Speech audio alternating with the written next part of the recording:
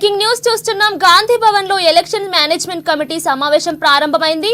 మాజీ ఎమ్మెల్సీ దిలీప్ కుమార్ ఆధ్వర్యంలో ఈ సమావేశం కొనసాగుతుంది. ఈ సమావేశంలో దీపాదాస్ మున్షి, ఎమ్మెల్సీ బల్మూరు వెంకట్, పిసిసి ఉపాధ్యక్షుడు వినోద్ రెడ్డితో పాటు నియోజకవర్గాల ఇన్ఛార్జ్ లో హాజరయ్యారు. 2 రోజుల క్రితం జరిగిన పార్లమెంట్ ఎన్నికల్లో కీలక పాత్ర పోషించిన మేనేజ్మెంట్ కమిటీ రానున్న ఎమ్మెల్సీ ఎన్నికల్లో కూడా అదే దూకుడును చూపించాలని చూస్తుంది. అయితే ఈ కమిటీకి ప్రభుత్వం నుంచి ప్రోత్సాహం లభిస్తుందని దీపాదాస్ మున్షి తెలిపారు.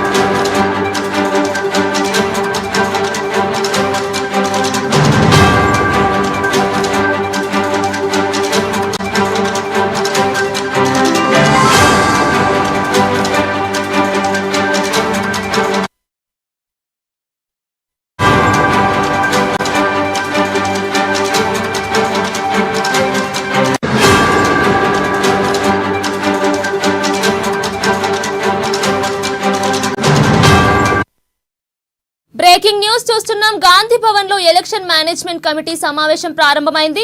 మాజీ ఎమ్మెల్సీ దిలీప్ కుమార్ ఆధ్వర్యంలో ఈ సమావేశం కొనసాగుతుంది.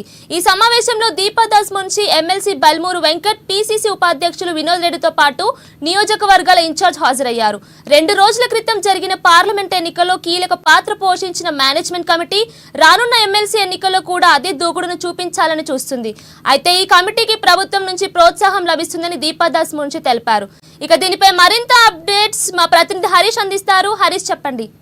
రైట్, థ్యాంక్ యూ కీర్తన. గాంధీ భవన్లో ఎలక్షన్ మేనేజ్మెంట్ కమిటీ సమావేశం కొనసాగుతుంది. ఇక మాజీ ఎమ్మెల్సీ దిలీప్ కుమార్ అధ్యక్షతన జరిగే సమావేశంలో కమిటీకి సంబంధించిన సభ్యులు, అలాగే ఏఐసిసి రాష్ట్ర వ్యవహారాల ఇన్ఛార్జ్ దీపాదాస్ మున్షి పాల్గొన్న నేపథ్యం కనిపిస్తుంది. ఇక ప్రధానంగా 17 పార్లమెంట్ల సెగ్మెంట్ ఎన్నికలకు సంబంధించి, అప్పుడు లోక్సభ ఎన్నికలకు సంబంధించి ఎలక్షన్ మేనేజ్మెంట్ కమిటీ పలు నియోజకవర్గాలకు సంబంధించి, అంటే 17 పార్లమెంట్ నియోజకవర్గాలకు సంబంధించి 50 మంది కోఆర్డినేటర్లను నియమించింది. అక్కడ 50 మంది కోఆర్డినేటర్లతో కూడా ఎప్పటికప్పుడు పర్యవేక్షణ కావచ్చు, ఎప్పటికప్పుడు ఎన్నికలకు సంబంధించిన వ్యూహాలు కావచ్చు, ఎన్నికలకు సంబంధించిన కార్యక్రమాలన్నింటినీ కూడా ఇక్కడ వార్ రూమ్తో పాటుగా పిసిసికి, అలాగే అధిష్టానానికి చేరవేస్తూ వచ్చిన నేపథ్యం కావచ్చు.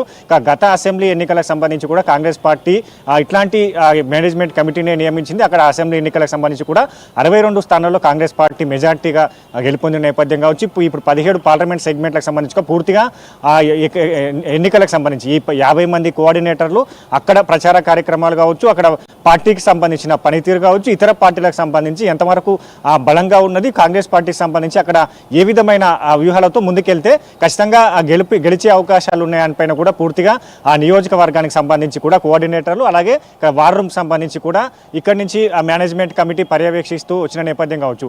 ఇక ఏదైనా బలహీనమైన నియోజకవర్గాలకు సంబంధించి అక్కడ అనుసరించాల్సిన విధానాలు కావచ్చు, ఇక ప్రచార కార్యక్రమాలకు సంబంధించి అక్కడ కార్యకర్తలు ఏ విధంగా నేతలు ప్రచారాలు కార్యకర్తలతో మమేకమవుతూ ప్రచారం నిర్వహించారు, వీటన్నిటినీ వార్ రూమ్కి, అలాగే అధిష్టానానికి ఎప్పటికప్పుడు చేరవేస్తూ వచ్చింది. ఇక ఇప్పుడు వచ్చే ఏదైతే మా ఎమ్మెల్సీ ఎన్నికలకు సంబంధించి ఏదైతే ఆ ఖమ్మం, వరంగల్, నల్గొండ ఉమ్మడి ఏదైతే ఉప ఎన్నికకు సంబంధించి కూడా ఇప్పుడు అక్కడ ఎన్నికలకు సంబంధించి కూడా అనుసరించాల్సిన విధానాలు కావచ్చు, ఇదే ఆ మేనేజ్మెంట్ కమిటీ ఆ ఉప ఎన్నికకు సంబంధించి కూడా కసరత్తు చేయాలి. దానికి సంబంధించి కూడా ఈరోజు ఆ సమావేశంలో కూడా ప్రధానంగా ఆ ఎమ్మెల్సీ ఉప ఎన్నిక పైన కూడా ఈరోజు సమావేశంలో చర్చ జరుగుతుంది. ఇక దీపాదాస్ మున్షికి సంబంధించి కూడా ఆమె కమిటీకి కూడా పలు సూచనలు చేసిన నేపథ్యం కనిపిస్తుంది. గత అసెంబ్లీ ఏదైతే పార్లమెంట్ ఎన్నికలకు సంబంధించి కూడా ఖచ్చితంగా కష్టపడి పనిచేశారు, పార్టీ గెలుపు కోసం కృషి చేశారు. మేనేజ్మెంట్కి సంబంధించి కూడా ఇప్పుడు ఉప ఎన్నికకు సంబంధించి కూడా పార్టీని గెలుపు దిశగా తీసుకెళ్లాలని వాళ్ళు సూచనలు చేసిన నేపథ్యం కావచ్చు. ఇప్పుడు ఎమ్మెల్సీ ఉప ఎన్నికకు సంబంధించి కూడా పూర్తిగా మేనేజ్మెంట్ కమిటీ అక్కడ ఆ వ్యూహాలు కావచ్చు, అభ్యర్థికి సంబంధించిన కార్యాచరణ కావచ్చు, పోల్ మేనేజ్మెంట్ సంబంధించి అక్కడ ఏ విధంగా పోల్ మేనేజ్మెంట్ చేయాలనే పైన కూడా పూర్తి స్థాయిలో మరోమారు సమావేశం ఉంటుంది. సమావేశం తర్వాత కూడా పలు కీలక నిర్ణయాలు తీసుకుంటారు. ఆ నిర్ణయాల తర్వాత కూడా ఏదైతే ఉప ఎన్నికకు సంబంధించి ఎమ్మెల్సీ ఉప ఎన్నికకు సంబంధించి కూడా ఆ అభ్యర్థిని గెలుపు దిశగా ఏ విధంగా తీసుకెళ్లనే పైన కూడా పూర్తిగా ఈ సమావేశంలో కసరత్తు జరుగుతుంది.